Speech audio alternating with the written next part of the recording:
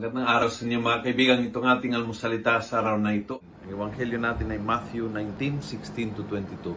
Sabi ng ebanghelyo, the young man said to him, I have kept all this command, what is still lacking?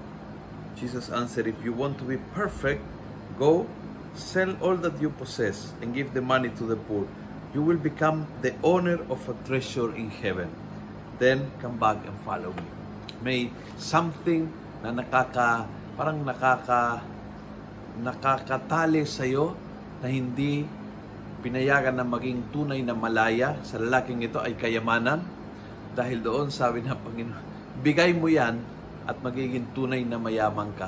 Yung kayamanan na hindi talagang kapit ko sa kayamanan na yan, yun yung kasakiman. Yun ang ugat kung bakit naramdaman mo ng empty ka na, may kulang pa, na hindi kompleto, na hindi ka na pambuhay mo. Bawat isa sa ating minsan may mga something sa buhay na mayroon tayo na nakakatanggal ng kaganapan sa ating buhay. Minsan ay kasakiman, minsan ay galit, minsan ay matinding samaan ng loob, minsan ay takot, minsan ay pagiging sigurista, minsan ay pagiging materialistiko.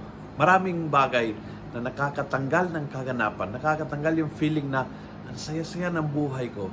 Kung ano ang mayroon kang sobra, dahil doon nakakaubos ang energy mo at feeling mo na hindi ka tuloy kumpleto, na hindi tuloy ganap ang iyong kaligayahan. Give it up. Yun ang sinabi ni Jesus. Give it up and then makakaroon ng tunay na kayamanan sa buhay mo.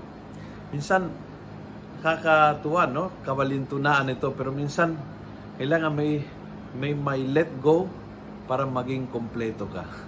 Minsan, kailangan may mawala sa iyo para maging kompleto ang iyong buhay. Sa lalaking ito, ang punto niya, ang kahinaan niya was yung kanyang kaugnayan sa pera. Kaya sabi ng Panginoon, let it go. You will be happy. And then come and follow me. Nahinayan siya at hindi nagawa. Ikaw, nagustuhan mo ang video ito, pass it on. Punuin natin ng good news ang social media. Gawin natin viral, araw-araw ang salita ng Diyos. God bless.